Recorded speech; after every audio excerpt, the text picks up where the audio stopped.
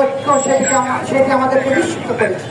আমরা লক্ষ্য করলাম প্রায় প্রতিটি রাজনৈতিক দলের নেতারা এই পাথর লুটে একটি ঐক্য করেছিলেন। তাদের ঐক্যমতের ভিত্তিতে লুট হয়েছে আমাদের সম্পদ। আমরা লক্ষ্য করলাম আমাদের প্রশাসন,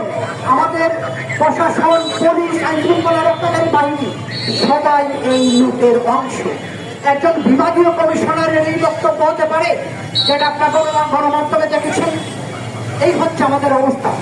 আমরা মনে করি যে জাহাঙ্গীর যেটা বললেন, শ্রমিকদেরকে নয়, যারা এই লুটের মদতদাতা, এই রাজনৈতিক নেতৃবৃন্দ, প্রশাসনের যারা যুক্ত, আইন শৃঙ্খলা রক্ষাকারী বাহিনীতে যারা যুক্ত, তাদের বিরুদ্ধে রাষ্ট্র মামলা করো।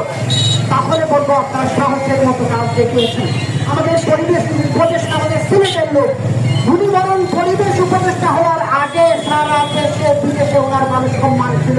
উনি কথা বলতেন, ওনার কথায় কাজ হতো। আমরা এখন কাজ করতেছি, উনি নিজেই অপারগতা প্রকাশ করছেন। আমি সাদা পাথর রেখে তার সুনামগঞ্জে আসছি।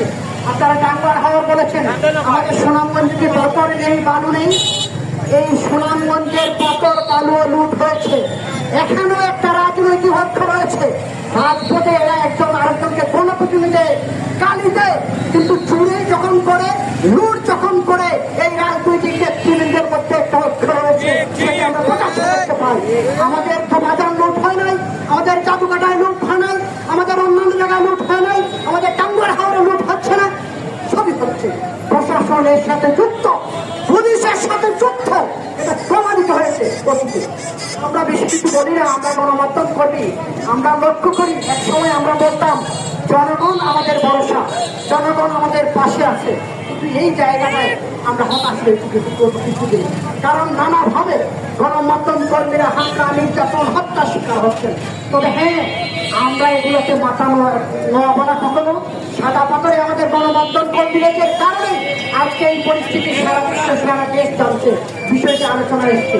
আমরা আমাদের দায়িত্ব কর্তব্যের জায়গা থেকে এই দেশকে ভালোবাসি বলে আমাদের কাজটুকু, আমাদের দায়িত্বটুকু আমরা পালন করে যাব। যারা নিঃস্বার্থভাবে এ সমস্ত সামাজিক সংগঠন কাজ করেন, তাদের পাশে আমরা থাকবো। আমরা বিশ্বাস করি তারা